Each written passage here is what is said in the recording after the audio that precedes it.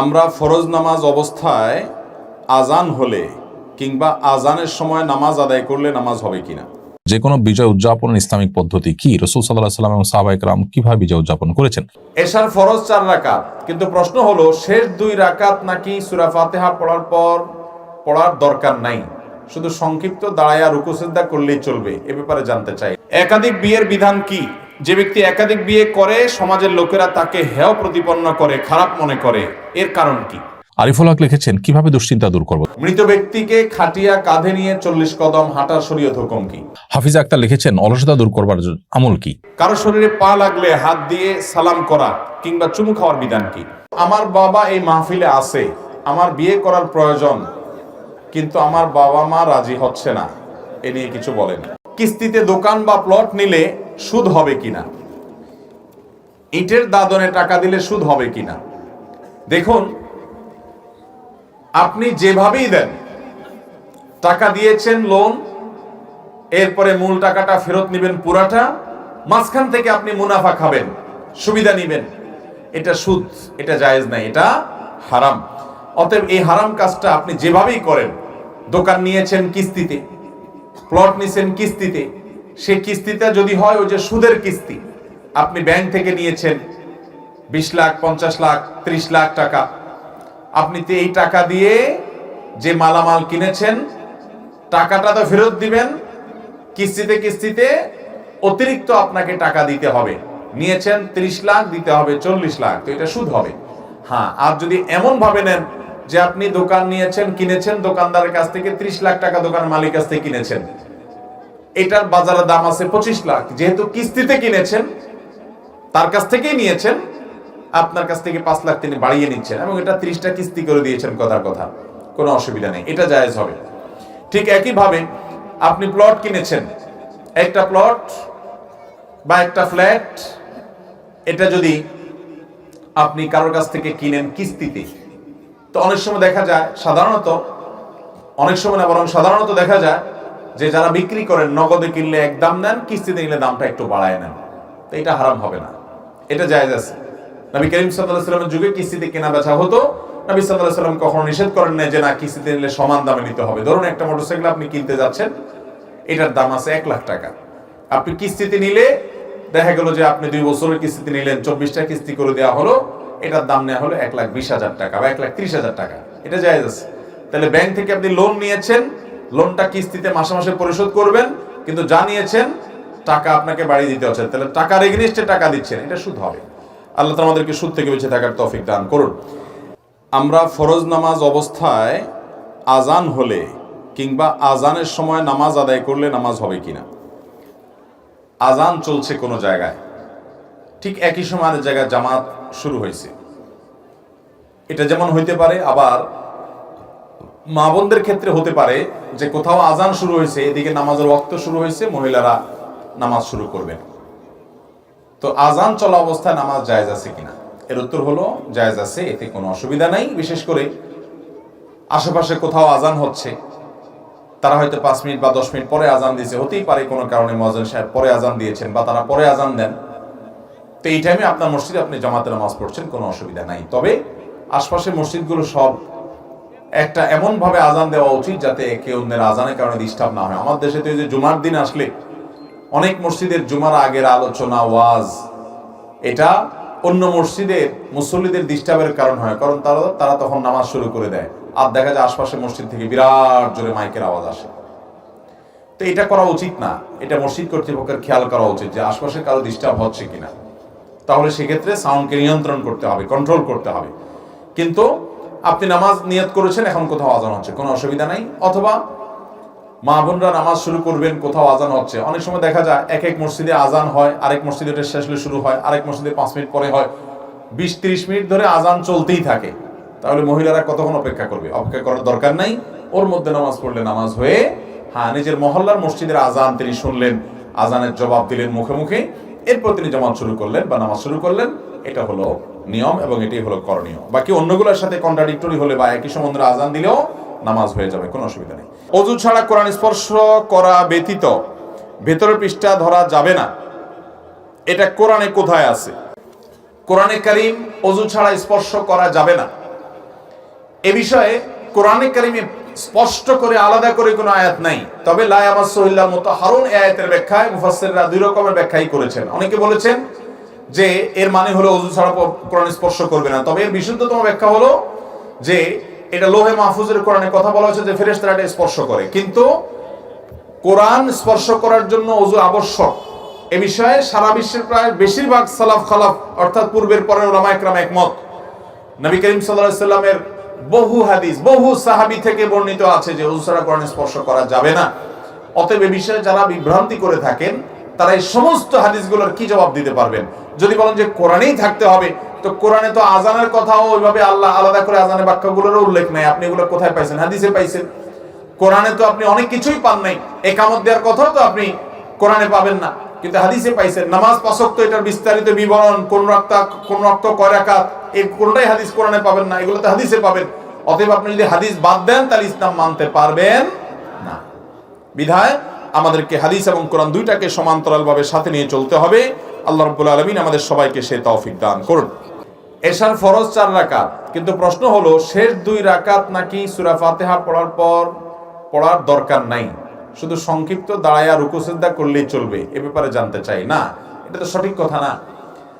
শেষ রাকাতগুলোতেও কি পড়তে হবে? সূরা ফাতিহা পড়তে হবে। শেষ রাকাতগুলোতে শুধু একটু দাঁড়ায়া চলে গেলেই হবে, এতে যদি কেউ বলে থাকে তিনি ভুল বলেছেন। কোরআন হাদিসে কোথাও এরকম কোনো কথা আমার জানা মতে নাই, এটা ভুল কথা। এক ভাই আরেক ভাইয়ের নিকট সম্পত্তি বিক্রি করে যদি রেজিস্ট্রি না দেয়, তাহলে ইসলামের শরীয়তে এর বিধান কি? সম্পত্তি বিক্রি করলো, টাকা পয়সা নিচে রেজিস্ট্রি করে দিব বলে এরপর আর রেজিস্ট্রি করে দেওয়ার নামগন্ধ নয়, ঘোরাঘুরি করে। এটা আমার দেশে প্রায় হয়, হয় কি হয় না বলেন? তো এটা তো রীতিমতো চুরি বলাও ভুল, এটা তো ডাকাতি, দিন দুপুরে ডাকাতির মতো। আপনি তার কাছ থেকে টাকা নিয়ে নিলেন, এখন জমি বুঝাই দিচ্ছেন না। যদি চুক্তি হয়ে যায় যে টাকা এত, দাম ঠিক হয়ে গেছে, তুমি টাকা দিবা, তোমাকে আমি জমি দিয়ে দিব, তাহলে আপনি জমি দিতে বাধ্য। টাকা নিয়ে নিছেন, এখন কোনো কাহিনী চলবে না।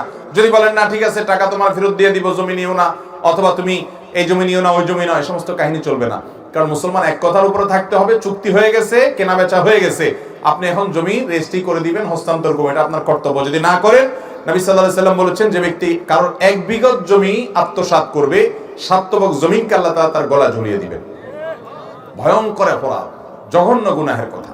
বিধায় বিষয়ে আমাদেরকে দায়িত্বশীল হতে হবে। আল্লাহ আমাদের তৌফিক দান করুন। মৃত ব্যক্তিকে খাটিয়া কাঁধে নিয়ে 40 কদম হাঁটার শরীয়ত হুকুম কি? এটার কোনো ভিত্তি নাই কোরআন হাদিসে। আমাদের দেশে এটা বহুল প্রচলিত, সব এলাকাতেই আছে যে মৃত ব্যক্তির খাটিয়া নিয়ে যারা যায় 40 কদম পর পর কাঁধ চেঞ্জ করে, সামনের আল্লাহ পিছে আসে, ডানের আল্লাহ বামে আসে, এরকম 40 কদম পর পর চেঞ্জ করে। খাটিয়া কাঁধে নিয়ে আপনি যখন হাঁটবেন, আপনি বসে বসে বা হাঁটতে হাঁটতে আপনার কদম গোনার কোনো দরকার নেই।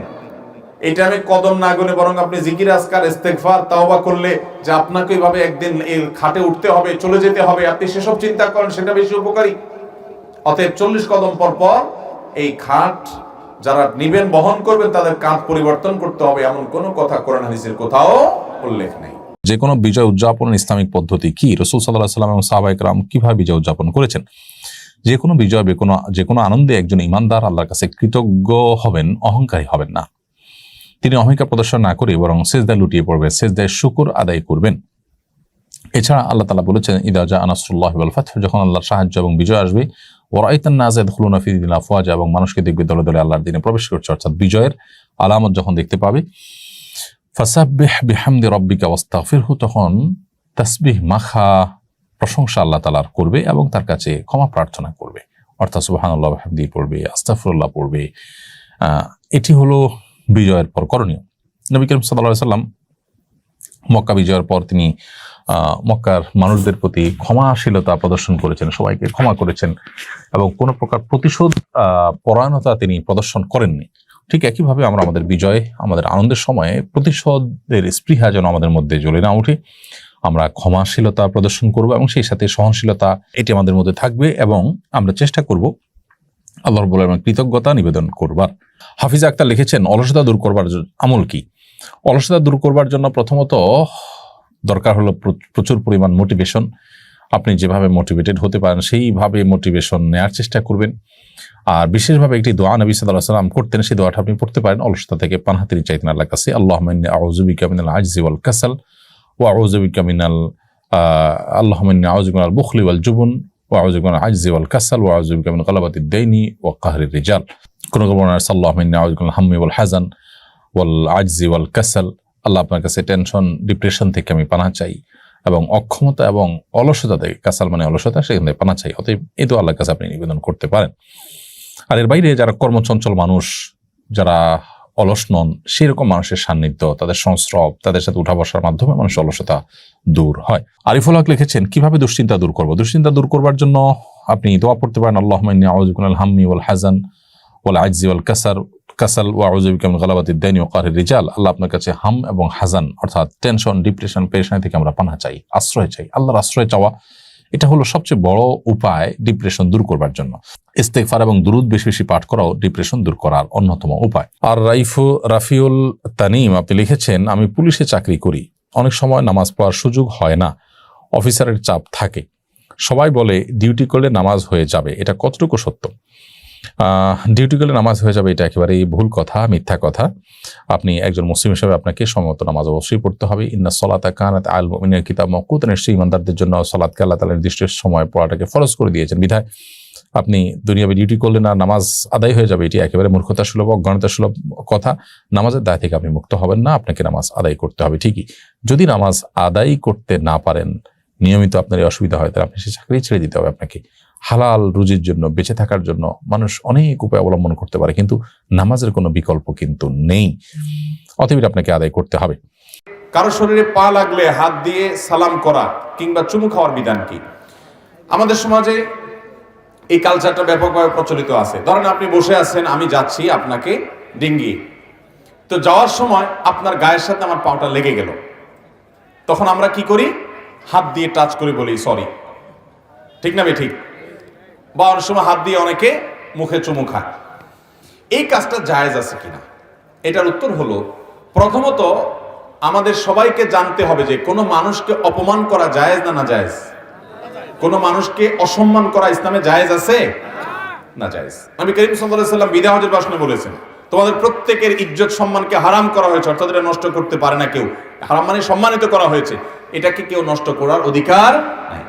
এখন পৃথিবীতে কারোর প্রতি সম্মান প্রদর্শন বা অসম্মান প্রদর্শনের জন্য যে আপনার মানুষের কালচার, মানুষের যে অভ্যাস, মানুষের যে আপনার কি বলে আদত এবং রীতিনীতি, এটা এক একটাতে এক এক রকম।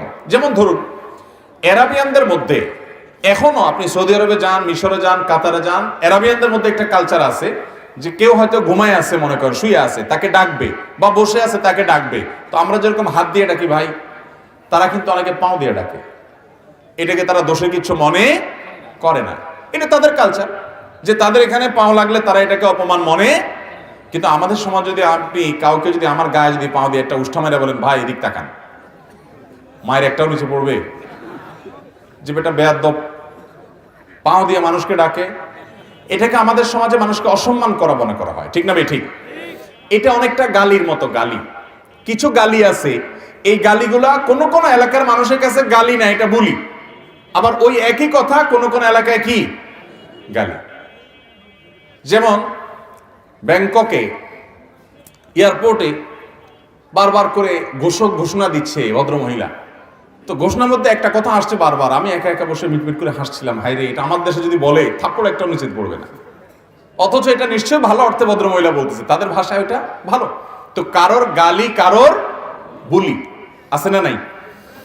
এখন যেখানে গালি হিসাবে যে অনেক এক্সাম্পল আছে, আমি উপমাগুলো দিব না, এই খারাপ শব্দগুলো আমি উচ্চারণ করতে চাই না। আপনারা জানেন আমাদের দেশে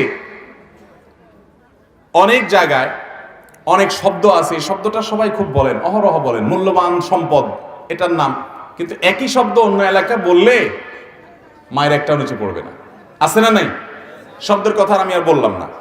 তো এখন যেখানে যেটা গালি, ওখানে যদি আপনি ওইটা উচ্চারণ করেন, তাহলে সেক্ষেত্রে আপনি যতই বলেন না আমার উদ্দেশ্যটা ছিল না, আপনার মায়ের একটাও নিচে পড়বে না, কারণ ওখানে ওইটা গালি হিসাবেই ব্যবহৃত হয়। ঠিক একইভাবে আমাদের সমাজে পাও লাগলে এটাকে যদি মানুষ অপমান মনে করে, এজন্য কারোর গায়ে ইচ্ছাকৃত পাও দিয়া উষ্ঠা দেওয়া, লাথি দেওয়া বা আপনার পাও দিয়ে আঘাত করা এটা উচিত না। কিন্তু যদি অনিচ্ছাকৃতভাবে লেগে যায়, তাহলে ভদ্রলোক মনে করতে পারে লোকটা আমাকে অপমান করলো, সেজন্য তার গায়ে হাত দিয়ে ইঙ্গিতে বোঝানো হয় যে আসলে এটা ভুলে হয়েছে। এই যে হাত দিয়ে টাচ করা হয় বা বলা হয় সরি, বা যেটাই করা হয়, এটার দ্বারা মূল উদ্দেশ্য কি, যে ভাই এই টাচটা অনিচ্ছাকৃতভাবে হয়েছে, আমি আপনাকে ইচ্ছাকৃত অপমান করতে চাই নাই, এটা না বোঝানো হয়? তো এই উদ্দেশ্যে যদি হয় তাহলে এটা জায়েজ আছে। এটা কি আছে? জায়েজ। কোরআন হাদিসের কোনো নির্দেশ না যে কারো পায়ে লাগলে, গায়ে পা লাগলে তোমাকে সালাম করতে হবে। সালাম এমনিই করতে হবে, এটা পায়ে লাগার কোনো সম্পর্ক। আর এটাকে সালাম বলাও ভুল, এটা সালাম না, এটা হলো শুধুমাত্র সরি বলা, যে ভাই আমার ভুল হয়েছে, আমি সেই ভুলটাকে কি করলাম, কারেকশন করলাম। কিন্তু তাই বলে ওখানে হাত দিয়ে শুয়ে বুকে শোয়া, মাথা শোয়া, এরকম কোনো শোয়াশুয়ির দরকার নাই, নির্দেশ ইসলাম দেয় না। জাস্ট আমরা তাকে ধরে যদি হাতটা দিয়ে পাল্টা বলি ভাই সরি, তাহলে সে বুঝবে যে লোকটা ভুলে লাগিয়েছে। অতএব এটা করাতে কোনো অসুবিধা নাই ইনশাআল্লাহ। এরপরে প্রশ্ন হলো, শবে মেরাজের নামাজ কিভাবে আদায় করব, কত রাকাত আদায় করব? দেখুন, শবে মেরাজ মানে হলো মেরাজের রাত, অর্থাৎ যে রাতে নবী করিম সাল্লাল্লাহু আলাইহি ওয়াসাল্লাম মেরাজ হয়েছিল। নবী সাল্লাল্লাহু আলাইহি ওয়াসাল্লামের জীবনে মেরাজ এবং ইসরার ঘটনা ঘটেছে, সেটি সত্য এবং মহাসত্য, এবং হাদিসের আলোকে সুস্পষ্টভাবে এটি প্রমাণিত। তার এই মেরাজ যে রাতে হয়েছে, সেই রাতটাকে প্রতি বছর উদযাপন করা, এটাকে বলা হয় মেরাজ উদযাপন বা শবে মেরাজ বা মেরাজ বার্ষিকী। তো এরকম উদযাপনের কথাই কোন হাদিসে নেই। বরং আরও ইন্টারেস্টিং বিষয় হলো, নবী সাল্লাল্লাহু আলাইহি ওয়াসাল্লাম মেরাজ ঠিক কোন তারিখে হয়েছে সেটি হাদিসে সংরক্ষিত নয়, কোরআনিত নয়। বিভিন্ন ইতিহাসবিদগণ, হাদিস বিশ্লেষক, বিভিন্ন ওলামা একরাম বিভিন্ন মন্তব্য করেছেন মাত্র। এর প্রকৃত রূপ, অর্থাৎ প্রকৃত ঘটনা যে ঠিক কবে ঘটেছে, তারিখটা কবে ছিল, সেটা আল্লাহ তাআলা ভালো জানেন। রজব মাসের 27 তারিখে আমরা সাধারণত আমাদের দেশে মেরাজের রাত হিসাবে জানি, অথচ এই মতের বাইরে আরও 15টি মতের মতো আছে। এবং সেই মতগুলোর দিকে আমরা তাকালে দেখি রজব মাসেই নয়, কেউ রমজানে, কেউ শাওয়ালে, কেউ আপনার রবিউল আউয়ালে, এরকম বিভিন্ন মাসে মেরাজ হওয়ার কথা বলেছেন। অতএব প্রথমত মেরাজ এই রজব মাসের 27 তারিখ হচ্ছে, এটি চূড়ান্ত নয় এবং এটি কোরআন বা হাদিসের কোনো বক্তব্য দ্বারা প্রমাণিত নয়, এটা বিভিন্ন ইতিহাসবিদদের গবেষণা এবং মতামত মাত্র। দ্বিতীয়ত হলো, নবী সাল্লাল্লাহু আলাইহি ওয়াসাল্লাম মেরাজ হয়েছে তার হিজরতেরও আগে। তারপর তিনি মদিনায় এসে 10 বছর বেঁচে ছিলেন। এই পুরো সময় ধরে প্রতি বছর একবার করে মেরাজের ওই রাতটি উদযাপন করেছেন কোনো আমলের মাধ্যমে, এরকম কোনো বর্ণনা পাওয়া যায় না। বিধায় শবে মেরাজের নামাজ, শবে মেরাজের বিশেষ আমল বলতে আসলে কিছুই নেই।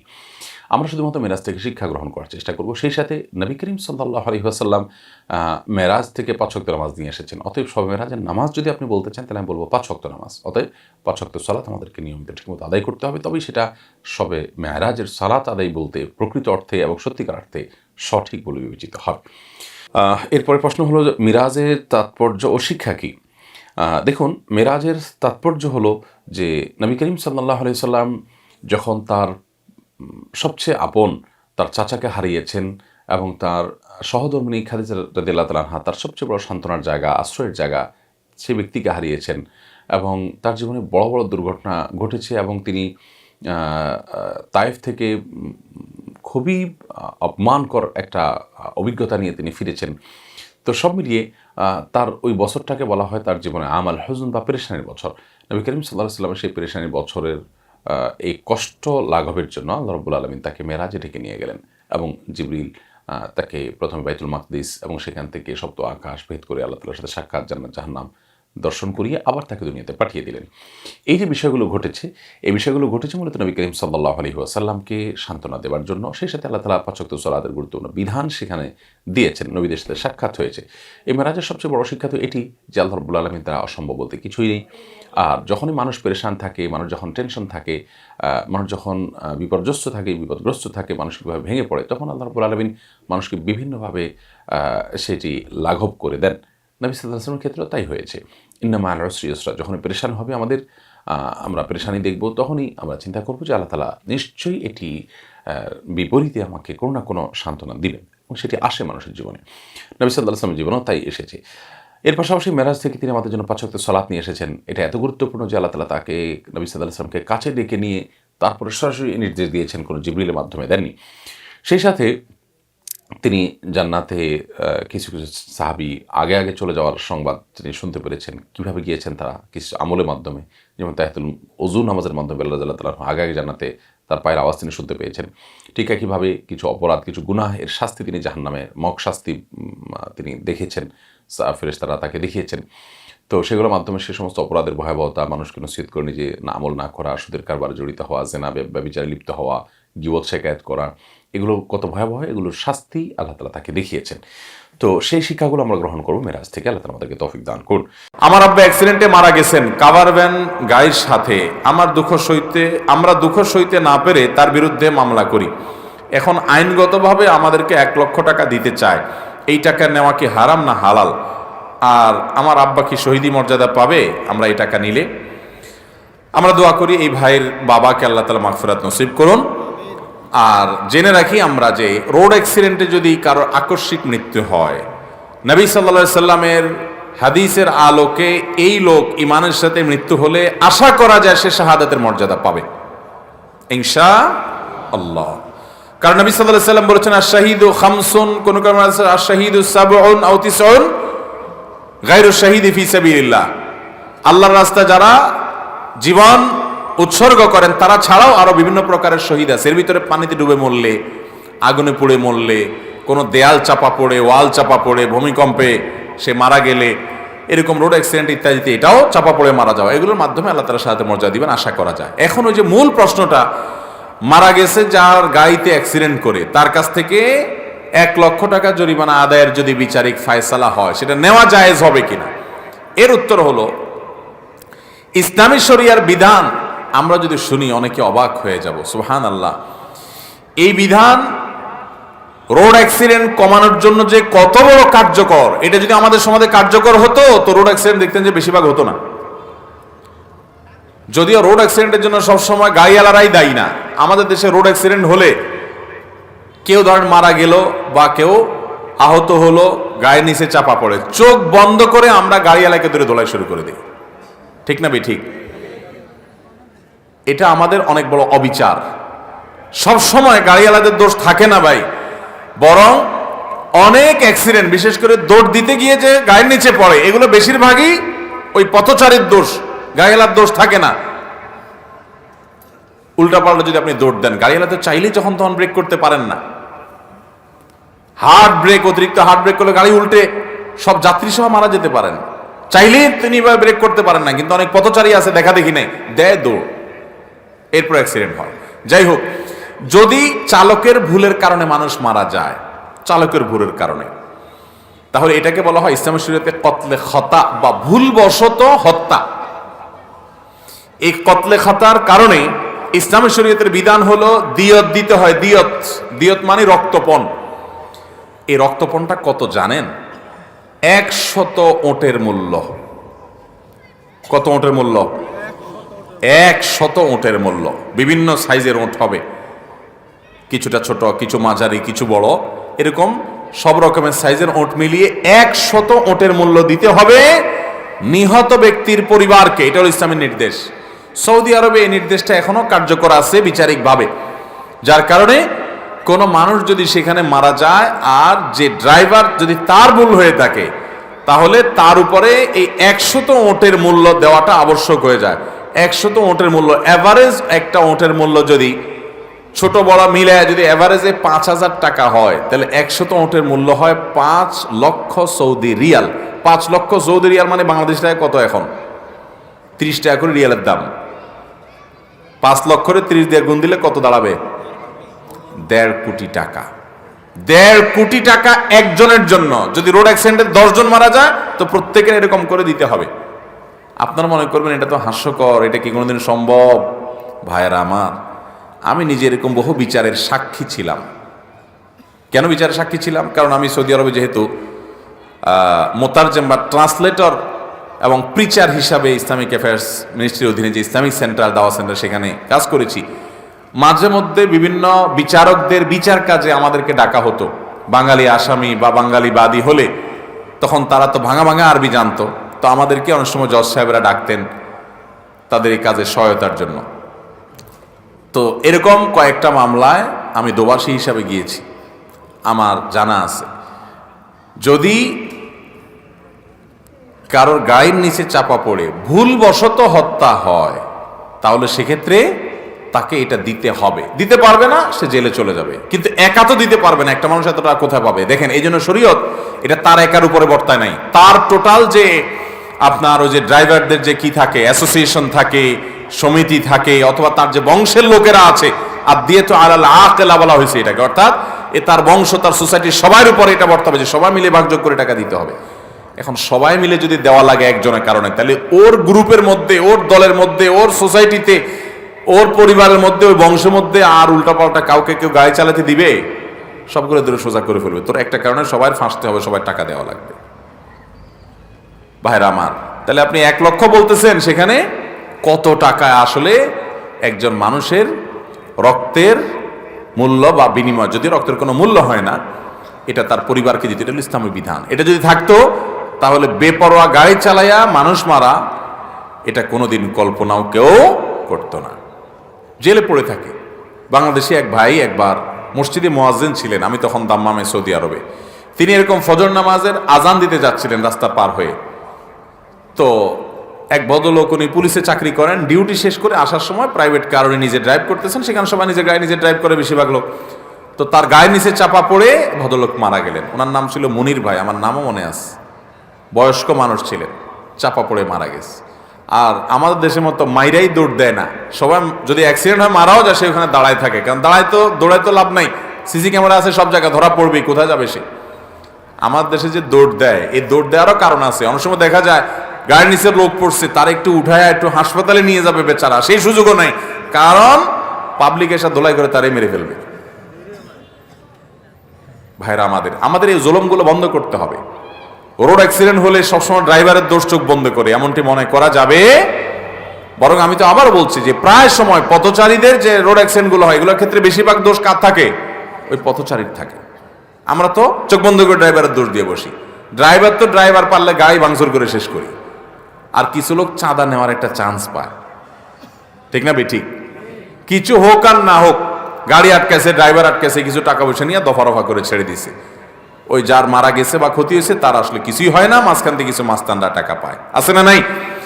আল্লাহ তাআলা আমাদের দেশের প্রতিটা স্তরে যেন সুশাসন প্রতিষ্ঠা হয়, আমাদেরকে সে তৌফিক দান করুন। তাহলে ভাইরা, এই টাকা আপনার নেওয়া আপনার জন্য জায়েজ হবে। আপনার বাবাকে যদি কেউ ভুলবশত গাড়ি চাপা দিয়ে মারে, তাহলে তার থেকে আপনি টাকা নিতে পারেন, এর কারণে কোনো গুনাহ হবে না, আপনার বাপের সাহায্যের মর্যাদার ক্ষতি হবে না। এরপরে প্রশ্ন হলো, আমি একজন ড্রাইভার, আমার বয়স 23 বছর, আমি একটা মেয়েকে পছন্দ করি, কিন্তু আমি মেয়েকে কিছু না বলে পারিবারিকভাবে প্রস্তাব পাঠাই। খুব ভালো কথা। কিন্তু তাদের বাড়িতে যাওয়ার পর তারা যখন জানলো আমি পেশায় একজন ড্রাইভার, তখন তারা আমার পরিবারকে ফিরিয়ে দিল। বিশেষ দ্রষ্টব্য, মেয়ের বাবা এখানে উপস্থিত আছে। আমার কি করণীয়? এখন মেয়ের বাবা উপস্থিত থাকলে আমি কি বিয়ে পড়াই দিতাম? দেখেন, এই ভাইয়ের কষ্টটা আমরা সবাই বুঝতে পারছি, তাই না? দেখুন, আমাদের যারা মেয়ের বাবা হয়েছেন, ভালো করে কান খাড়া করে শুনে রাখেন, যারা মেয়ের বাবা হয়েছেন, ভাই একটু কথা শুনেন, যারা মেয়ের বাবা হয়েছেন, আল্লাহ তাআলা মেয়ের বাবা বানাইছেন, আপনাদেরকে আমি করজোড় করে বলি, আল্লাহর ওয়াস্তে দুনিয়ার জাকজমক দেখে মেয়ে বিয়ে দিবেন না। এখনকার যুগে, এখনকার সময়ে বেশিরভাগ দাম্পত্য জীবনে শান্তি নাই। দাম্পত্য জীবনে কি নাই?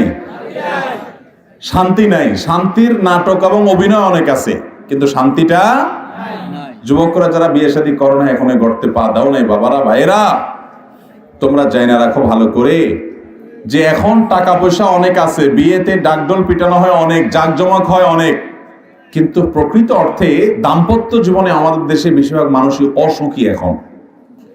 এবং আমাদের আগের জেনারেশন যারা ছিলেন, আমাদের বাপ চাচারা যারা ছিলেন, আমি সব সময় সব জায়গায় বলি, এখানে অনেক মুরব্বী বাপ চাচারা আছেন না, এই বাপ চাচারা কিন্তু আমাদের চাইতে তুলনামূলকভাবে দাম্পত্য জীবনে অনেক বেশি সুখী ছিলেন, এখনো সুখী আছেন।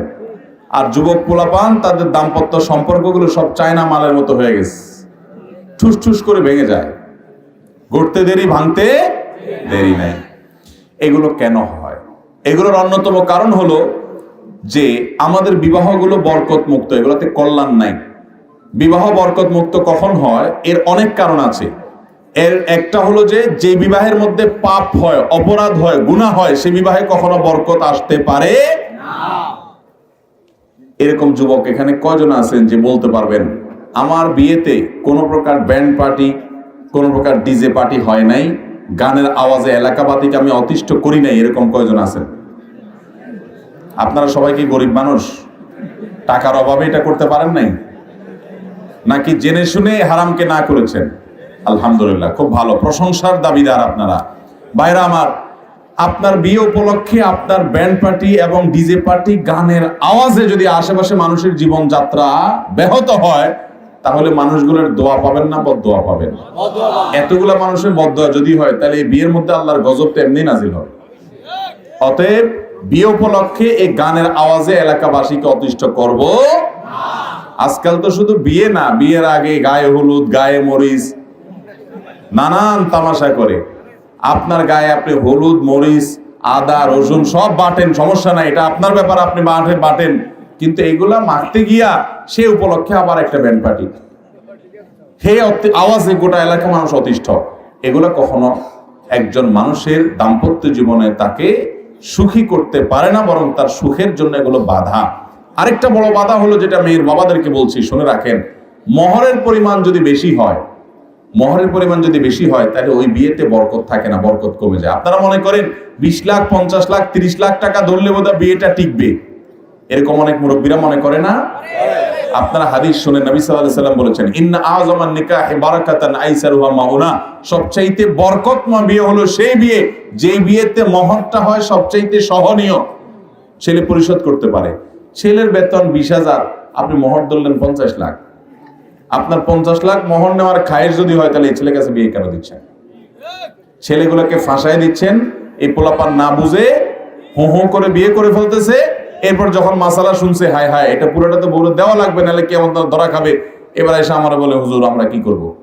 আমি বলি, কিচ্ছু করার নাই ভাই, ফাঁসা গেছো, এখন দরখাস্ত লেখো বোর কাছে, বরাবর মাননীয় স্ত্রী, বিষয় মহর কমিয়ে দেওয়ার আবেদনপত্র, জনাবা যথাবিহিত সম্মান প্রদর্শন পূর্বক নিবেদন এই যে, আমি আপনার হতভাগা স্বামী, আপনার বাবা ভাইয়ের চাপাচাপিতে না বুঝে আমি 30 লক্ষ টাকা মহরে রাজি হইয়া গিয়াছিলাম, অথচ আমি সামান্য একটা চাকরি করি, আপনি জানেন।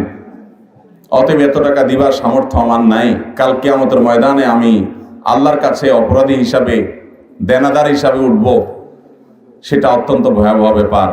অতএব আপনার সমীপে নিবেদন এই যে, এই হতভাগা স্বামীকে আপনার মহারানার 2/3, 1/3, 2/3 বা 1/3 বা অর্ধেক আপনি আল্লাহর ওয়াস্তে মাফ করিয়া আমার মহরটা কমাইয়া দিয়া বাধিত করিবেন। বিনীত আপনার কপাল পড়া বা হতভাগা গরিব স্বামী। এইভাবে আবেদন করে, অথবা এটা কথার কথা বললাম, ঠিক আছে, আপনি কাগজ লেখার দরকার নাই, কিন্তু বইয়ের থালা বাসন ধুয়ে, কাপড় চোপড় ধুয়ে দিয়ে, কাজ কাম করে, তাকে ফুসলিয়ে ফাঁসলিয়ে আদর সোহাগ মহব্বত ভালোবাসা দিয়া টিয়া বাইল টাইল করে বলবেন যে, এখন আমি তো ফাঁসা গেছি, আর তুমি না ছাড় দিলে তো পাই না। এখন বেচারে যদি ছাড় দিয়া ভালো ঘরের মেয়ে হয়, আর আপনি যদি তার খুশি করতে পারেন খেদমত করে, তাহলে সে হয়তো বলবে, ঠিক আছে, আমার বাপ 30 লাখ ধরছে, তুমি তো ফাঁসা গেছো, না বুঝা যাও, 20 লাখ মাপ, বাকি 10 লাখ কিস্তিতে দিয়া শোধ করবা, দিতে হবে। কিন্তু বেশিরভাগ পোলাপান কি করে, ওই বাসর যায় এই মেয়েটারে ফুসলা বলে, দেখো এখন মুরব্বীরা ধরছেন, আমি তো কদিন পরে ইটালি চলে যাবো, টাকার কোনো অভাব, সবই তো তোমার। মেয়েরাও আমাদের দেশে সোজা সরল, পোলাপানের এই ফুসলামিতে, ছেলেদের এই ফুসলামিতে রাজি হইয়া, না না আমার মহর দিয়ে কি করবো, আরে আপনি আছেন, আমি মহর দিয়ে কি করবো, এসব লাগবে না, শেষ। এই মেয়েদেরকে সোজা সরল পাইয়া পদে পদে এদেশে আমরা মেয়েদেরকে ঠকাই। মেয়েদের মহর দিতে হবে কি হবে না? তো মেয়ের বাবারা মহর এই পরিমাণ ধরেন যে আপনার মেয়ে পাবে। আরে বাবা, আপনি ধরেন 50 লাখ, ওই বেটা তো আপনার মেয়ের 2 লাখও দিবে না, আপনি জানেন যে ওইটা পাবে না, তাহলে অযথা কেন ধরেন? ধরে এই জন্য যে তালাক হলে যেন আদায় করা যায়। তো অসৎ উদ্দেশ্যে যদি আপনি এত বড় মহর ধরেন, সেটা কখনো প্রশংসনীয় হতে পারে। বিধায় আমরা অনুরোধ করব মেয়ের বাবাদেরকে যে, আপনারা পয়সা দেখে মেয়ে বিয়ে দিবেন না, ভালো মানুষ দেখে মেয়ে বিয়ে দিবেন। ঠিক আছে না? ইনশাআল্লাহ ভালো মানুষ দেখে বিয়ে দিবেন। দেখেন বাবারা, ওয়াজ করতে দিলে আপনি এখানে বসলে আপনি অনেক লম্বা লম্বা কথা বলতে পারতেন। আমলের কথা যদি বলি তাহলে আমরা অনেকে আমলের পরে ঠন, আমলের পরে অনেকেই ঠন ঠন। আল্লাহ রাব্বুল আলামিনের দেয়া তৌফিকে আমি আমার এই কথার উপরে আমল করেছি ইতিমধ্যে। আমি দায়িত্ব নিয়ে বলি আপনাদেরকে, আমি ইতিমধ্যে আমল করেছি। আমি চাইলে পয়সার বস্তার উপরে শোয়া বসা বা পয়সার বস্তাকে ওয়েলকাম করা, এখন তো আজকাল ছেলে মেয়ের সাথে বিয়ে হয় না, ওই যেটা কথা আছে না, এখন বিয়ে হয় ময়দার বস্তার সাথে টাকার বস্তার। ছেলে পক্ষ চায় ময়দার বস্তা, সব মেকআপ মার্কা, আর মেয়ে পক্ষ চায় কি টাকার বস্তা। ছেলে চায় না, চায় কি? আপনার মেয়ের জন্য টাকার বস্তা নয়, একটা ছেলে খুঁজুন। আপনার মেয়ের জন্য টাকার বস্তা নয়, কি খুঁজুন? একটা ছেলে যে আপনাকে বাবার মতো শ্রদ্ধা করবে, আপনার মেয়েকে স্ত্রী হিসাবে স্নেহ করবে, ভালোবাসা দিবে। বিশ্বাস করুন, খুব সিরিয়াস কথা বলছি, আমরা বেশিরভাগ মেয়েদের বাবারা, মেয়েদের ভাইয়েরা আমরা ভুল সিদ্ধান্ত নেই, এরপরে আফসোস করি। অমানুষ যখন দেখি, হ্যাঁ টাকা আছে, পয়সা আছে, পদ আছে, পদবি আছে, বড় চেয়ার আছে, গদি আছে, নাম আছে, যশ আছে, খ্যাতি আছে, কিন্তু মানুষ না, অমানুষ। ধরা খায় কি খায় না বলেন? আমি যখন বিয়ে করি, আমার শ্বশুর বাড়ি ঢাকার আজিমপুরে, ইরাকি মাঠের সাথে, অভিজাত, মানে খুব দামি জায়গা। তখনই কোটি টাকার উপরে জায়গার কাঠা। আমি যখন বিয়ে করছি 17-18 বছর আগের কথা বলছি, কোটি টাকার মতো জায়গার কাঠা। তো সেখানকার বাড়িওয়ালা, আর আমি হলাম সন্ন্যছাড়া গরিব মানুষ। ঢাকা শহরে আমার কোনো ফ্ল্যাট প্লট বাড়ি, তখন আমি মাত্র 2800 টাকা বেতনে চাকরি করি। আমার শাশুড়ি আমার সাথে বিয়ে দেওয়ার জন্য রাজি হয়ে গেছে। আমার শ্বশুর মারা গেছেন, তো আমি নিজেই অবাক হয়ে গেলাম যে ভদ্রমহিলা কি দেখে আমার কাছে বিয়ে দিতে রাজি হয়ে গেল। 2800 টাকা কি ঢাকা শহরে খাবে না বাসা ভাড়া দিবে? আমার বিয়ের সময় আমার মামার শ্বশুর উনি বললেন যে মেয়েকে কোথায় রাখবে। আমার আব্বাজান রহমতুল্লাহ আলাইহি খুব বিচক্ষণ মানুষ ছিলেন। তো আব্বাজান বললেন যে আমার ছেলে যেখানে থাকবে আপনার মেয়ে সেখানে থাকবে। আমার ছেলে যদি ওই রাঙ্গামাটি জঙ্গলে চলে যায়, তো আপনার মেয়ে সেখানে যাইতে হবে। তো আমার আব্বার কথা শুনে ওনারা রাজি হয়ে গেছে। কিন্তু আমার শাশুড়ি, এই ভদ্র মহিলা, এত বিচক্ষণ মানুষ ছিলেন, উনি চিন্তা করছেন যে ছেলে বোর্ড স্ট্যান্ড করা, প্রত্যেক ক্লাসে ভালো রেজাল্ট করছে, এই ছেলেটা মেধাবী, আবার ওনাদের কাছে মনে হয়েছে ছেলেটা বোধহয় ভালো মানুষ, এই জন্য রাজি হয়ে গেছে। অথচ আমার একটাই ছেলেকে, একটাই ভাইরা, সেই বেচারা অনেক পয়সা আলা মানুষ, আমি গরিব মানুষ, কিন্তু আমার কাছে দিয়ে দিছে। আলহামদুলিল্লাহ, তাদের মেয়ে দুঃখে নাই, সুখে আছে আলহামদুলিল্লাহ। এটা আমি অন্তত বলতে পারি। আমাদের দেশে বেশিরভাগ মেয়ের বাবারা, ভাইয়েরা, আমি খুব সিরিয়াসলি বলছি যে আমরা বেশিরভাগ এই ক্ষেত্রে আমরা ভুল করি। আমাদের মেয়েদের জন্য আমরা দেখি যে একটা সরকারি, অনেক ছেলেরা আমাদের কাছে প্রশ্ন লেখে, হুজুর সরকারি চাকরি না করলে মেয়ের বাপরা মেয়ে দিতে চায় না বিয়ে। সরকারি চাকরি না করলে আপনি মেয়ে বিয়ে দিবেন না? সরকারি চাকরি করে কয় টাকা পাবে সে চুরি করা ছাড়া তো তার উপায় খুব বেশি একটা নাই। সরকারি চাকরি করে চুরি করা ছাড়া পয়সা করার কোনো পথ আছে? কেমনে আমার বুঝান, কয় টাকা বেতন পাবে সে? বরং ব্যবসা বাণিজ্য করলে আজকের গরিব কালকের ধনী হতে পারে ইনশাআল্লাহ। কিন্তু সরকারি চাকরি যদি সে করে, ধনী হওয়ার কোনো পথই তো খোলা নেই। আছে? কেমনে ধনী হবে? 2 নম্বর টাকা ছাড়া ধনী হওয়ার রাস্তা আছে? তাহলে আপনি জেনে শুনে আপনার ছেলেকে, আপনার মেয়েকে হয় একটা, আমি বলছি না যে সরকারি চাকরি করলে সবাই অসৎ হয়, খবরদার, ভুল বুঝবেন না। আমি ব্যক্তিগতভাবে এরকম বহু সরকারি কর্মকর্তাকে চিনি, আমার সাথে বন্ধুত্বপূর্ণ সম্পর্ক আছে, অনেক বড় বড় পদ হোল্ড করেন, কিন্তু তারা সম্পূর্ণ সৎ আলহামদুলিল্লাহ। আমি বলছি যদি টাকা, আমি বলছি এটা যে যদি টাকাই আপনার উদ্দেশ্য হয়, তাহলে সরকারি চাকরি দেখবেন কেন? আপনি দেখবেন সৎ যদি সরকারি চাকরিও করে আলহামদুলিল্লাহ, সৎ লোকটা যদি বেসরকারি চাকরি করে তাও আলহামদুলিল্লাহ, কি বেকারও হয় তবু আলহামদুলিল্লাহ। দেখতে হবে মানুষটা সৎ কিনা, দেখতে হবে মানুষটা কি কিনা, সৎ কিনা। সে যদি সৎ হয় তাহলে কোথায় কাজ করে এটা বেটার না। আপনি খুঁজে সরকারি শুধু খুঁজতেছেন, তার মানে আপনি ঘুষখোর খুঁজতেছেন। আপনি খুঁজে খুঁজে শুধু সরকারি চাকরি দেখে দিবেন, এর মানে আপনি ঘুষখোর খুঁজতেছেন। আত্মসম্মান বলতে কিছু থাকা উচিত, আত্মমর্যাদা বলতে কিছু থাকা উচিত, যে আমার মেয়েটা একটা সৎ ছেলের সাথে জীবন যাপন করবে, যে ছেলেটা কখনো হারামের কাছে যাবে না। চেষ্টা করবেন তো মেয়ের বাবারা ইনশাআল্লাহ। যে ভাই প্রশ্ন করেছেন, যে ড্রাইভার ভাই, তার মনের কষ্ট, তিনি নিজে অবৈধ সম্পর্ক করেন নাই, মেয়েটা ভালো জানতে পেরে পারিবারিকভাবে বিয়ের প্রস্তাব নিয়ে গেছেন। যাই হোক, আমি তো আর জানি না যে মূল ঘটনা কি, আদৌ এটা খাটে না না খাটে। তারপর এটা কথা, এটা আমাদের সমাজে খুব প্রতিষ্ঠিত কথা যে আমরা সবাই মেয়ের বাপরা শুধু পয়সাওয়ালা খুঁজি এবং প্রতিষ্ঠিত মানুষ খুঁজি। আমি সবসময় বলার চেষ্টা করি, যারা মেয়ের বাপ আছেন, মেয়ে কার কাছে বিয়ে দিবেন, ছেলে খুঁজে পাচ্ছেন না, আপনাদেরকে বলতেছি, আপনাদের এলাকাতে ফজরের নামাজের জামাতে নিয়মিত যে সমস্ত যুবকদেরকে দেখবেন হাজির হয়, খুব সুন্দর করে ধীরস্থিরতার সাথে নামাজ কালাম ফজরেরটা পড়ে, অন্যগুলোর কথা আমি বলি, অন্যগুলো তো বটেই, ফজরের নামাজ যারা নিয়মিত হাজির হয় এবং ওয়াক্তমতো পড়ে, হারাম থেকে বাঁচার জন্য যুদ্ধ এবং সংগ্রাম করে, ভদ্র নম্র, এই ছেলেগুলো যদি গরিব হয়, আপনার মেয়ে বিয়ে দেন, ইনশাআল্লাহ তারা সুখে থাকবে। আল্লাহ তাআলা আমাদের মেয়ের বাবাদের সুমতি দান করুক। এই যে যুবকরা এত ঠিক ঠিক করতেছে, এরা বিয়ের জন্য বেচারারা মানে বেকরার হয়ে আস, এই ছেলেদের আল্লাহ তাআলা একটা হালাল ব্যবস্থা করে দেখ, এবং মেয়ের বাবাদের দিলটা আল্লাহ তাআলা নরম করে দেখ। আর ছেলের বাবারা যৌতুক খাওয়ার হারাম খুরি থেকে আল্লাহ তাআলা বেঁচে থাকার তৌফিক দান করুন। যুবকরা যৌতুক মুক্ত বিয়ে করবেন তো ইনশাআল্লাহ? ইনশাআল্লাহ। এই মজলিসে যদি কেউ যৌতুক মুক্ত বিয়ে করতে চান, চলে আসতে পারেন, আমার কোনো পয়সা দেওয়া লাগবে না, ফ্রি পড়াই দেবো বিয়ে। আসেন নি কেউ? দুই পক্ষ যদি রাজি থাকেন, চলে আসলে পড়াই দেবো ইনশাআল্লাহ। রেডি আসেনি? কোনো বিয়া মুখোমুখি আসেনি? যদি মুখোমুখি থাকে, বিয়ে তো এরকম বললে হয় না, তারা নিয়ে আসতে পারেন। আমরা ইনশাআল্লাহ যৌতুক মুক্ত বিয়ে এদেশে প্রতিষ্ঠিত করতে হবে ইনশাআল্লাহ। যুবকরা যদি জাগে, এই দেশটা পরিবর্তন হতে বাধ্য। আল্লাহ তাআলা তৌফিক দান করুন। আমার বাবা এই মাহফিলে আছে, আমার বিয়ে করার প্রয়োজন, কিন্তু আমার বাবা মা রাজি হচ্ছে না, এ নিয়ে কিছু বলেন। দেখছেন, আগে প্রশ্ন না দেখলে কি হয়, ছেলে বাচ্চা পোলাপান কি প্রশ্ন ঢুকে দিছে।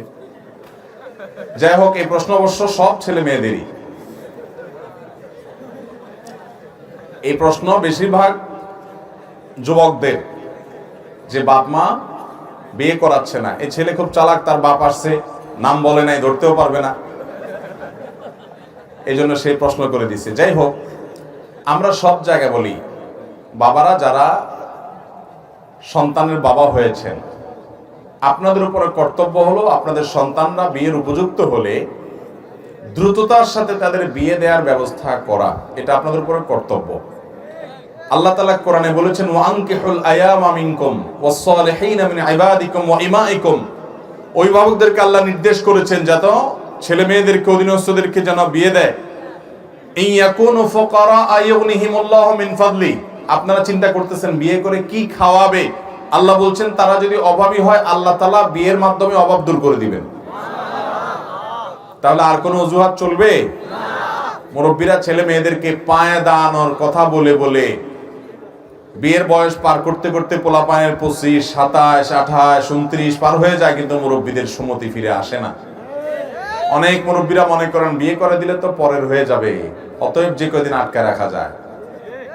এগুলো সবগুলো মূর্খতা। আমি সব জায়গায় বলি, যারা আমাদের বাচ্চা চারা আছেন, মুরব্বীর বয়সে আছেন, আপনারা বেশিরভাগ লোক বিয়ে করছেন ছোট বয়সে। আপনাদের বাপেরা আপনাদেরকে বিয়ে করাইছে 18, 20, 22 বছরের মধ্যে। সব খবর নিয়ে দেখেন, যত মুরব্বী আছে, মুরব্বীদের বিয়ে হয়ে গেছে সব অল্প বয়সে। ঠিক না বেঠিক? মুরব্বীরা কথা বলেন, বিয়ে অল্প বয়সে হয়েছে না? এখানে দাড়ি পাকা 10 জন মুরব্বীর যদি আমি এখন জিজ্ঞাসা করি যে বাবা বিয়ে কোন বয়সে হয়েছে, আমার কথার সত্যতা পাবেন। বাবাজি আপনার বিয়ে কোন বয়সে হয়েছে বলেন আস্তে। হ্যাঁ, 20-21 বিয়ে হয়েছে। দেখছেন আমি মিথ্যা বলছি? বলেন। ওই যে আরেকজন চাচা আছেন, বাবাজি আপনার বিয়ে কোন বয়স হয়েছে? থামেন। হ্যাঁ,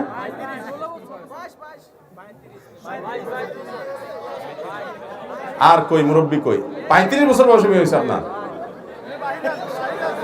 বলেন কি আপনি? আপনার আব্বার বয়স 35 ছিল মনে হয়। আপনার 35? ও বাইরে ছিলেন, তাহলে আপনারটা এক্সেপশন। ওই যে পেছনে আরেক বাবাজি আছেন, বাবাজি আপনার বিয়ে কোন বয়স হয়েছে? 27। বলেন। আর এদিকে মুরব্বীরা বলেন, বাবাজি বিয়ে কত বছর বয়স হয়েছে? হ্যাঁ, 19 বছরে।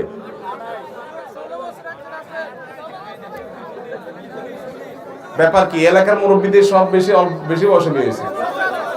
16। ওই দেখেন। আচ্ছা ঠিক আছে, পোলাপান এখন আশেপাশে দেখেন মুরব্বীদের বিয়ের বয়স পোলাপান জেনে যাচ্ছে। আচ্ছা যাক, হাসির কথা না। আমি বলতে চাচ্ছি যে আগে বেশিরভাগ মুরব্বীদের বিয়ে কম বয়সে হতো, এটা ঠিক কিনা বলেন? কিছু বিচ্ছিন্ন আছে, এখানেও আছে, সব জায়গায় আছে, বেশিরভাগই আগে কম বয়সে বিয়ে হতো। তখন এত কম বয়সে বিয়ে না হলেও চলতো, কারণ তখন এত ফিতনা ছিল না। এখন এত ফিতনা চতুর্দিকে, যুবকরা নিজেদের ঈমান বাঁচাতে পারছে না, যুবতীরা ঈমান বাঁচাতে পারছে না। এখন ফেসবুক, ইউটিউবের ফিতনা, চোখের গুনার ফিতনা এত বড় বাড়ছে, পোলাপান নিজেকে ঠিক রাখতে পারছে না। আপনাদের যদি 20 বছর 22 বছর বয়সে বিয়ে করেন, এমনকি আপনারা যদি 25 বছর বয়সে বিয়ে করেন, তো আপনার ছেলেকে 20 বছর বয়সে বিয়ে দেওয়া উচিত। কারণ আপনার আমলে ফেসবুক ছিল না, আপনার ছেলের আমলে কি আছে?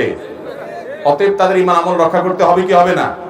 উপযুক্ত হওয়ার পর, আমি বলছি না যে একেবারে বিয়ের বোঝা বাচ্চা ছেলেদের বিয়ে করে দেন, উপযুক্ত হওয়ার পর আর বিলম্ব করবেন না। আর যুবকরাও এখানে বসে ঠিক না করে নিজেরা যথাসম্ভব নিজেরা উপার্জন করা শুরু করে দেন, টিউশন শুরু করে দেন। বেকার বসে থাকবেন না, বসে বসে বাবার হোটেলে খাবেন, আবার বিয়ে করে আরেকটা এনে সেটাও বাবা খাওয়া, সে আশা বসে থাকবেন, এরকম হওয়া উচিত না। অতএব আপনাদেরকেও দায়িত্বশীল হতে হবে। এবং সিরিয়াসলি কথা, নবী করিম সাল্লাল্লাহু আলাইহি ওয়াসাল্লাম বলেছেন যে অভিভাবকদেরকে বলেছেন, তোমাদের ছেলে মেয়েরা বিয়ের উপযুক্ত হলে, উপযুক্ত পাত্র পাত্রী পেলে আর দেরি করিও না, দ্রুততার সাথে বিয়ে দাও, না দিলে এই পৃথিবীতে ফ্যাসাদ তৈরি হবে, জেনা ব্যভিচার ব্যাপক আকার হয়ে যাবে। এখন আপনি মুরব্বীরা অনেকে আপনারা কল্পনাও করতে পারেন না যুবকরা কত গুনাহে লিপ্ত। একজন সচ্চরিত্রবান যুবক যুবতী যার জীবনে যার চরিত্রে কোনো কালিমা লাগে নাই, এটা পাওয়াটা এখন সোনার হরিণ হয়ে গেছে। অতএব আমাদের সন্তানদের জন্য আমাদের দায়িত্বশীল হতে হবে। একাধিক বিয়ের বিধান কি? যে ব্যক্তি একাধিক বিয়ে করে, সমাজের লোকেরা তাকে হেয় প্রতিপন্ন করে, খারাপ মনে করে, এর কারণ কি? খুব দরকারি একটা প্রশ্ন।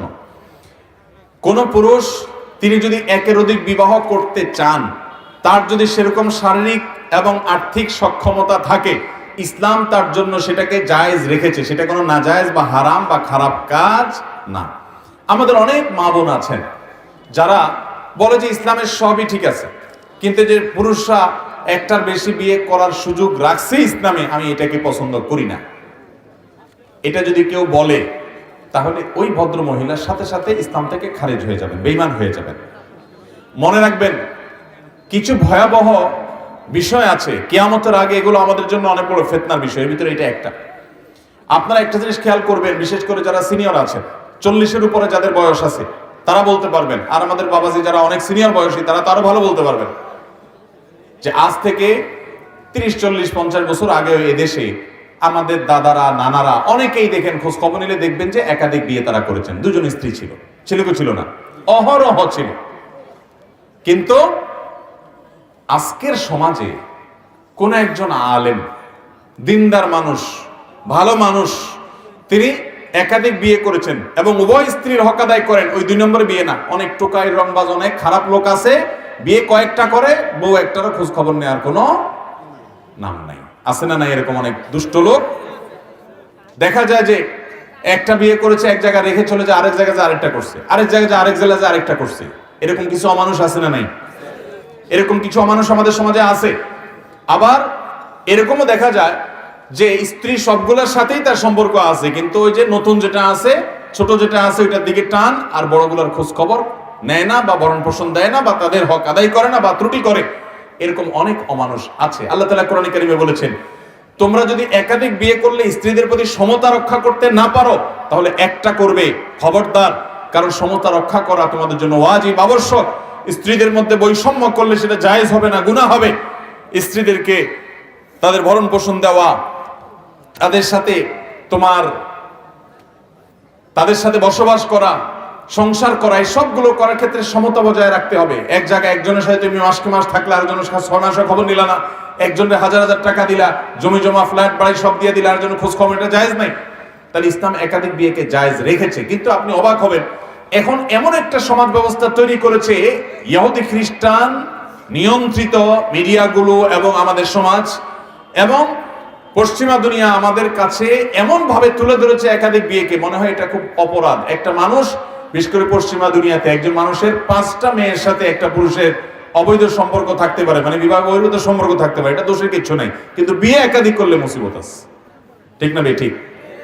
ভাইরা আমার, এমনকি আমাদের সমাজে এখন দেখেন যে ছেলে মেয়েরা গুনাহে লিপ্ত হচ্ছে, জেনায় লিপ্ত হচ্ছে, অসামাজিক কার্যকলাপ করছে, এটা নিয়ে মাথা ব্যথা নাই, কিন্তু বিয়ে করলে মাথা ব্যথা আছে। ঠিক না বে ঠিক? এটা শয়তানি দুনিয়ার চক্রান্তের অংশ। কেন করে জানেন? এটার মূল টার্গেট হলো একটা জায়গায় আঘাত করা। সে জায়গাটা কোনটা? মুহাম্মদ সাল্লাল্লাহু আলাইহি সাল্লামের চরিত্রে আঘাত করা। এটা হলো মূল টার্গেট। কিভাবে? মুহাম্মদ সাল্লাল্লাহু আলাইহি সাল্লাম একাধিক বিয়ে করেছেন। এইভাবে যদি একাধিক বিয়েকে এটাকে যদি খারাপ ভাবে সমাজে, খারাপ হিসেবে সমাজে প্রতিষ্ঠিত করা যায়, তাহলে আজ থেকে 20 বছর 50 বছর পরে আমাদের ছেলেমেয়েরা এসে যখন নবী সাল্লাল্লাহু আলাইহি সাল্লামের জীবনীতে পড়বে তার একাধিক স্ত্রী ছিল, তখন তারা বলবে ছি ছি ছি, এটা কেমন কথা? ঠিক না ঠিক? তখন তাদের ঈমান দুর্বল হবে। এই যে গোটা পৃথিবীতে এখন প্রসেসিং মিট শুরু হয়েছে। প্রসেসিং মিট সম্পর্কে ধারণা আছে না আমাদের? প্রসেসিং মিট মানে কোনো গরুর গোশত না, কোনো মুরগির গোশত না, এটা মেশিনে তৈরি গোশত। বলা হয় যে এই গোশত, এই খাবার, এগুলোর অনেক ফজিলত আছে। কোন কোন ক্ষেত্রে এই জাতীয় খাবারের ক্ষেত্রে বলা হয় যে এটা আসলটার চেয়ে বেশি, এটাতে পুষ্টিগুণ, খাদ্য শক্তি, হানতান। একটা সময় তো পৃথিবী এটা ব্যাপক আকার ধারণ করবে। পশ্চিমা দুনিয়াতে এখন বিভিন্ন জায়গায় প্রসেসিং চাউল, প্রসেসিং মিট, এটা খুব জনপ্রিয় এবং খুব স্বাভাবিক। বলা হচ্ছে এটা অনেক উপকারী। এসবগুলো একটা সময় যখন গোটা পৃথিবীতে এস্টাবলিশড করা যাবে, প্রতিষ্ঠিত করা যাবে, তখন দেখবেন আজ থেকে 100 বছর পরে, 200 বছর পরে হয়তোবা আমাদের পরে যে জেনারেশন আসবে, তখন কোনো মোরগ জবাই হবে না, কোনো ছাগল জবাই হবে না, কারণ সবাই প্রসেসিং মিটে অভ্যস্ত হয়ে যাবে। দুনিয়াটা সেভাবে তারা প্রস্তুত করছে। এই অনিয়ন্ত্রিত দুনিয়াতে যখন সেটা প্রতিষ্ঠিত হবে, আর কোনো বাচ্চা যখন নবী সাল্লাল্লাহু আলাইহি সাল্লামের সিরাত পড়বে, তার জীবনী পড়বে, সেখানে দেখবে যে নবী করিম সাল্লাল্লাহু আলাইহি সাল্লাম ছাগলের অমুক অংশ পছন্দ করতেন, তখন বলবে তিনি ছাগল জবাই করে খেতেন, একটা প্রাণীকে হত্যা করে খেতেন। ছি ছি ছি, বুঝেন নাই কথা? এইভাবে এদের মূল টার্গেটই হলো নবী করিম সাল্লাল্লাহু আলাইহি সাল্লামের চরিত্রে কি করা? আঘাত করা। বিধায় একাধিক বিয়ে, কোন নারী, কোন বোন আমার তার স্বামী আর কোন মেয়েকে বিয়ে করুক, তিনি এটা চান না, এটা চাইতেই পারেন। এটাতে দোষের কিছু না যে আমার স্বামী আমারই থাকুক আর কারোর না হোক। কিন্তু আল্লাহর বিধান যেটা দিয়েছেন সেটার যথার্থতার ব্যাপারে যদি সন্দেহ করেন, সংশয় করেন এবং সেটা যদি তার অশ্রদ্ধা থাকে, না মানেন, তো মনে রাখবেন এটা ঈমান হরণকারী বিষয়। অনেক বিষয় আছে পরীক্ষা, আপনার বুঝে আসবে না, আপনার ভালো লাগবে না, সেটাকে আপনি যদি মানেন তারপর তো জান্নাত পাবেন। সবকিছু আপনার সুবিধা মতো হলে আপনি মানবেন, না হলে মানবেন না, তাহলে কিভাবে জান্নাত আশা করেন? আল্লাহ তাআলা আমাদেরকে এই জাতীয় বিষয়গুলোতে ঈমান রক্ষা করার মতো বিশ্বাস যেন আমাদের থাকে, সেরকম তৌফিক দান করুন, এবং আমরা যেন ঈমান হারা হয় এরকম কোনো কথা না বলি। তো একটা প্রশ্ন আয়ারল্যান্ড থেকে পাঠিয়েছেন এক ভাই, এবং মাহফিল কর্তৃপক্ষ বারবার অনুরোধ করেছেন এই প্রশ্ন উত্তর দেওয়ার জন্য। আমি প্রশ্নটা এখনো পড়তে পারিনি, প্রশ্নটা আমি পড়ছি। আমরা আয়ারল্যান্ড প্রবাসী, সবিনয় আপনার কাছে একটা মাসআলা জানতে চাচ্ছি। এখানে বাসা ভাড়া মিনিমাম 1.5 লাখ টাকা থেকে শুরু। এখন ভাড়া বাসা পাওয়াও অনেক মুশকিল, তাই এই সুযোগে দিনের পর দিন বাসার মালিকেরা বাসা ভাড়া বাড়িয়ে চলেছেন। কিন্তু এখানে অতি সহজে ব্যাংক থেকে লোন নিয়ে বাড়ি কেনা যায়। মাসিক কিস্তির টাকা বাসা ভাড়ার চেয়েও অনেক কম পড়ে। এখানে একটা বাসার দাম 4 কোটি থেকে শুরু। বাসা কেনার সময় আমাদের ইন্স্যুরেন্স করতে হয়। যদি কেউ লোনের টাকা পরিশোধ করার আগে মারা যায়, তাহলে ওই ইন্স্যুরেন্স কোম্পানি লোনের টাকা ব্যাংকে পরিশোধ করে। এত টাকা জোগাড় করে নগদে কোনো বাড়ি কেনা অনেকটাই অসম্ভব আমাদের সবার জন্য। আমরা এখানে বাংলাদেশিরা 2 ভাগে বিভক্ত হয়ে গেছি। কেউ বলছে লোনে বাড়ি কেনা হারাম, আবার কেউ বলছে প্রথম বাড়িটা লোনে কিনা হালাল হবে, যেহেতু আমার বাড়ি কোনো অভিজাতের জন্য নিচ্ছি না, শুধুমাত্র অসুবিধায় পড়ে নিচ্ছি। এমত অবস্থায় ব্যাংক থেকে লোন নিয়ে বাড়ি কিনা কি ইসলাম অনুমোদন করে? দয়া করে এই ব্যাপারে কোরআন ও সুন্নাহর আলোকে একটা মাসআলা দিলে আমরা আপনার কাছে কৃতজ্ঞ থাকবো। আল্লাহ আপনাকে নেখায়াত দান করুন। অনেক লম্বা প্রশ্ন। এই প্রশ্ন উত্তরে আমরা বলতে চাই, দুনিয়াতে টিকে থাকার জন্য মাথা গোজার একটা ঠাঁই দরকার আছে, কিন্তু বাড়ির মালিক হওয়াটা আবশ্যক না। আমি জানি যে পৃথিবীর অনেক দেশেই যারা ভাড়ায় থাকেন তাদেরকে অনেক বেগ পেতে হয়, বাসা ভাড়া খুঁজে পাওয়া কঠিন হয়, ভাড়া অনেক বেশি হয়। এই সব বিষয়গুলো টুকটাক আমার জানা আছে। কিন্তু সেই সাথে আমি এও জানি এই সমস্ত দেশে আমাদের যেসব ভাইয়েরা বাড়ি কেনার চিন্তা করেন, তারা বাড়ি কিনতে গিয়ে ব্যাংক লোনের উপরে তাদেরকে নির্ভরশীল হতে হয়। কারণ এত টাকা একসাথে তিনি নিজে মুঠ করে ধরে বাড়ি কিনে ফেলবেন, এই সুযোগ খুব একটা মানুষের কাছে থাকে না।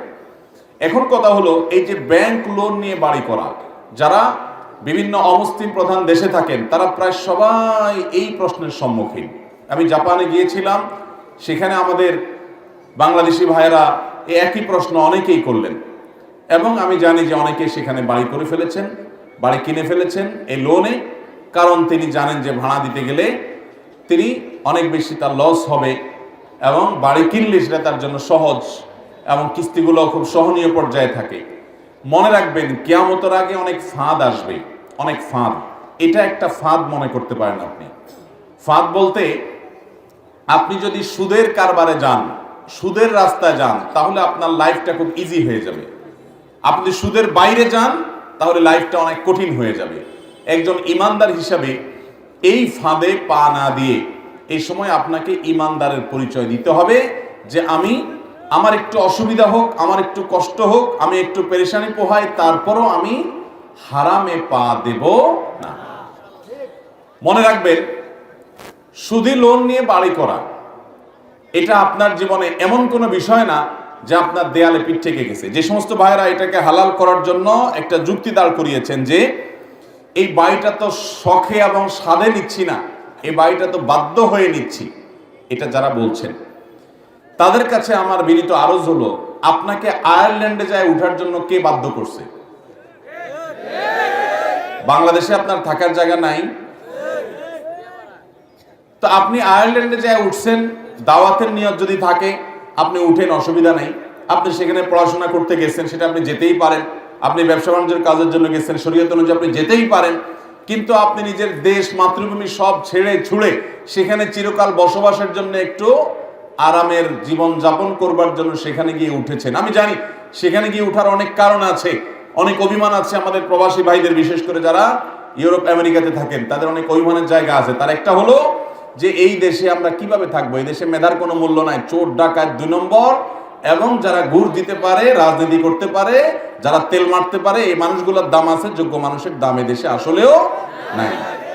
তাদের সেই দাবির সাথে আমরা পুরোপুরি একমত যে হ্যাঁ, আমাদের দেশে এরকম একটা বাজে অবস্থা আছে, কিন্তু তাই বলে এই দেশটাকে পরিবর্তন তো আমাকেই করতে হবে। এই দেশের এই দুরবস্থার পরিবর্তন আমি না করে সেখান থেকে আমি চলে গেলাম, তাহলে এটা তো প্রশংসনীয় কোনো কাজ হতে পারে। আমি আমার সমস্ত ভাইদের প্রতি পরিপূর্ণ শ্রদ্ধা রেখেই বলছি, যারা বিভিন্ন দেশে গিয়ে পাড়ি জমিয়েছেন, তারা যদি সেখানে দাওয়াতের উদ্দেশ্যে যান, সেখান থেকেও তারা তাদের আত্মীয় স্বজন হক আদায় করেন, তাহলে সেক্ষেত্রে শরীয়তের দৃষ্টিকোণ থেকে তারা কোনো অন্যায় করছেন না। কিন্তু আমার কথা হলো, আপনি যে যুক্তি দিয়ে এই সুদি লোন নিয়ে বাড়ি করাটাকে হালাল করছেন, আপনাকে সেটা বাধ্য করেছে কে? আপনি তো নিজের প্রতি নিজে সেটা বাধ্য করেছেন। আপনি সেখানে গিয়ে স্থায়ী বসবাস করার যে আপনি চিন্তা ভাবনা করেছেন, আপনাকে সেটাতে কেউ বাধ্য করে নাই। এছাড়া আপনার কাছে বিকল্প আছে। শরীয়তে হারামটা হালাল হয়। হারামটা হালাল হয় কখন? আল্লাহ বলেছেন ইল্লা মা তুরিতুম, যখন তোমরা নিরুপায় হয়ে যাও, যখন আর কোনো উপায় থাকে না, দেয়ালে পিঠ থেকে গেছে, পিছনে আর যাওয়ার জায়গা নেই, তখন হারামটা হালাল হয়। আপনি শুকরের গোশত খাওয়া হারাম, কিন্তু যদি আপনার এমন কোনো পরিস্থিতির মুখোমুখি হন, এমন কোনো জায়গায় থাকেন এখানে হালাল কোনো খাবার কোথাও নেই, এবং আপনি দীর্ঘদিন পর্যন্ত হালাল খাবারের অভাবে না খেয়ে থাকতে থাকতে এখন আপনার প্রাণ বের হয়ে যাবে, মৃত্যু হবে যে কোনো মুহূর্তে, এইরকম পর্যায়ে চলে আসছেন, সামনে শুকরের গোশত আছে, এটা না খাইলে আপনি মারা যাবেন, এরকম যদি হয়, তখন জীবন রক্ষার জন্য আপনি হারাম খাইতে পারবেন।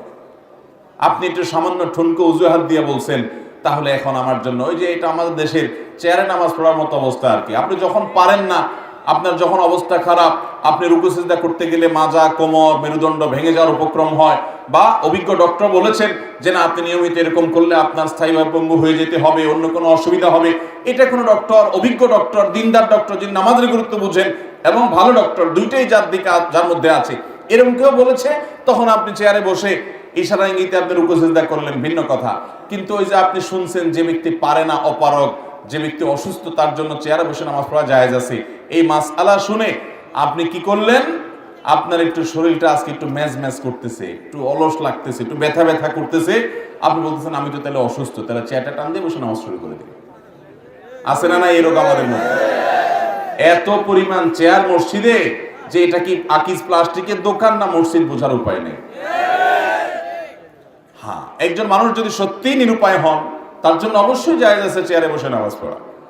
অতএব নিরুপায় বলতে আমরা অনেক সময় নিজের মতো করে এটা ডেফিনিশন ঠিক করে নেই। ইসলামী শরিয়ার দৃষ্টিকোণ থেকে নিরুপায় বলা হয় ওই ব্যক্তিকে যার দেয়ালে পিঠ থেকে গেছে, আর কোথাও যাওয়ার কোনো উপায় নাই, এই ব্যক্তি নিরুপায়, তার জন্য জায়েজ আছে বিকল্প পথের সন্ধান করা। অতএব আমি বিনয়ের সাথে আপনাদেরকে জানাতে চাই, আমাদের আয়ারল্যান্ড প্রবাসী ভাইরা যারা প্রশ্নটি করেছেন, যে আল্লাহর ওয়াস্তে সুদি লোনকে না বলে আপনার কষ্ট হোক, হ্যাসেল হোক, পেরেশানি হোক, পয়সা বেশি যাক, তারপরও আপনি ভাড়া বাড়াইতে থাকবেন।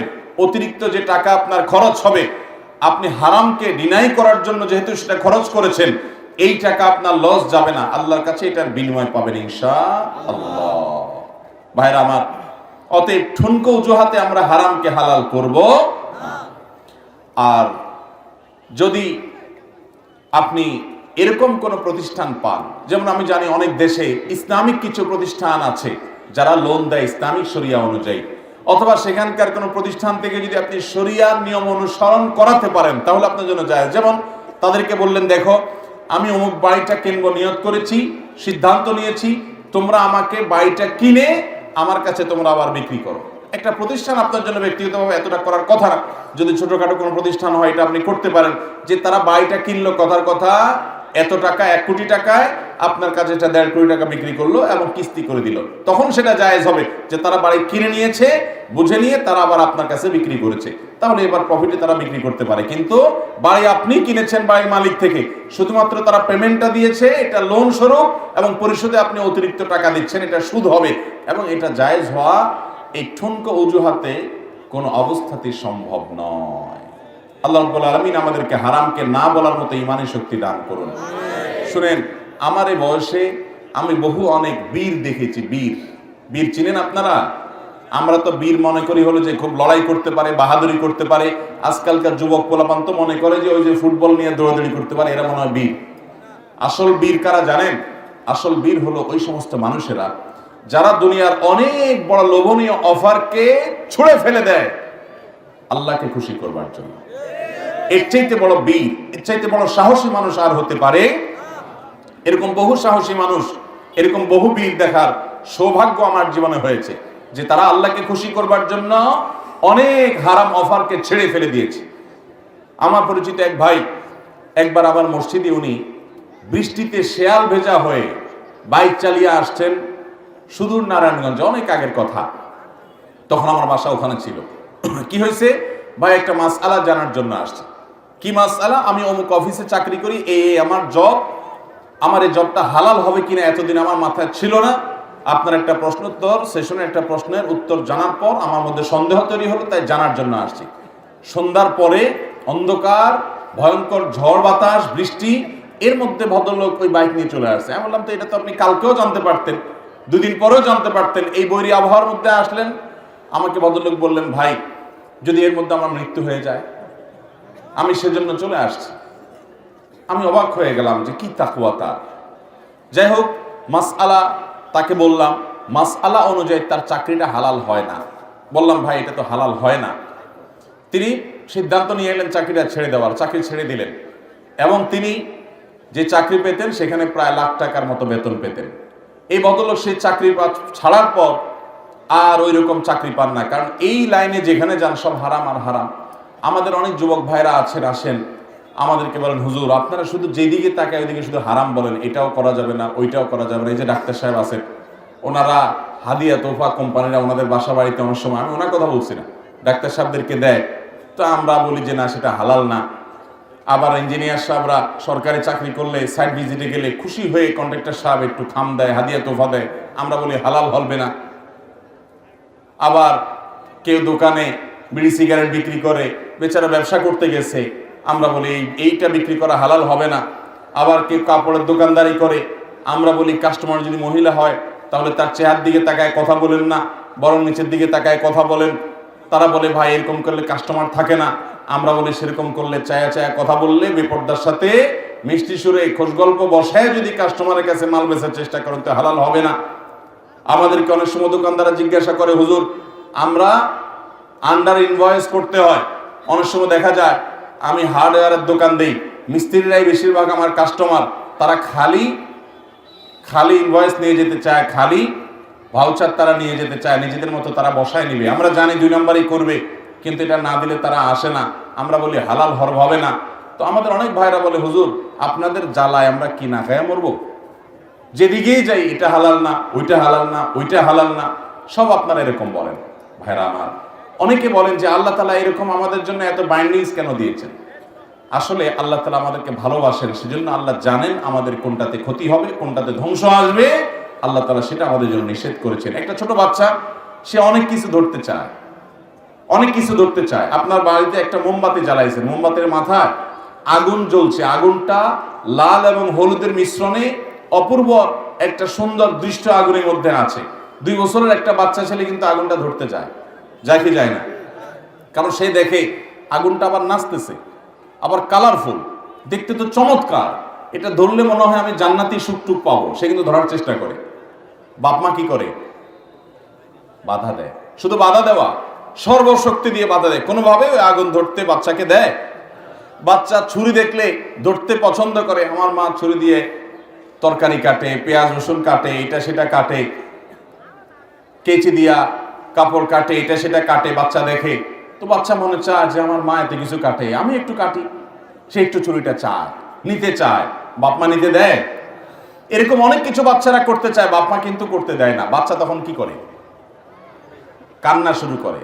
কান্নার যে গতি থাকে, সেই গতি এবং তার যে বডি ল্যাঙ্গুয়েজ, সেটা দেখে মনে হয় সে বলতে চাচ্ছে যে আমি এই সামান্য জিনিসটা চাইলাম, আমার মা বাপ দিল না, পাষাণের মতো, হৃদয়হীনের মতো আমাকে দূরে সরাই দিল, ওইটার কাছেই যাইতে দিল না। এরা কি মানুষ? বাচ্চার হাবভাব দেখে এরকম মনে হয় না?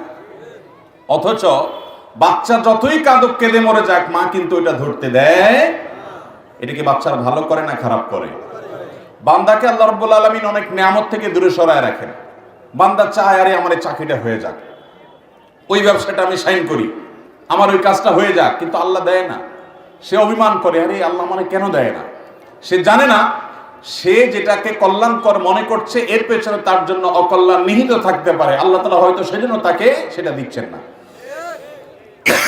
অতএব আল্লাহ রাব্বুল আলামিন যেগুলো হারাম করেছেন সেগুলো আমাদের জন্য অকল্যাণকর, সেজন্য আল্লাহ তাআলা কি করেছেন? হারাম করেছেন।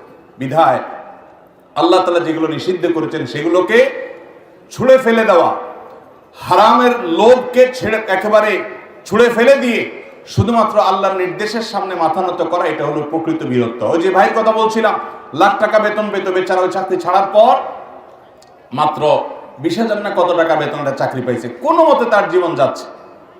এবং সে আমার অফিসে একদিন আসলো, জিজ্ঞাসা করলাম কত টাকা এখন চাকরি করেন কি? বললো যে অবস্থা। আমার নিজের কাছে খারাপ লাগলো যে বেচারার এত কষ্ট হচ্ছে। আল্লাহর কি আজীব কুদরত যে সে যখন আসছে আমার অফিসে, ওই টাইমে সে যেই জগতে কাজ করে ওই জগতের একজন বড় ব্যক্তি, অনেক বড় একটা প্রতিষ্ঠানের এমডি, উনি আমার অফিসে আসছেন, দুইজন মুখোমুখি। তখন আমি এমডি সাহেবকে বললাম যে আপনার তো এই রিলেটেড কাজ, আর এই যুবক হারামকে ছেড়ে দিয়েছে আল্লাহর ভয় এবং সে বিষয়ে দক্ষ এক্সপার্ট, আপনি চাইলে তাকে নিয়োগ দিতে পারেন। উনি বলেন যে আমি তো এরকম লোক খুঁজতেছি।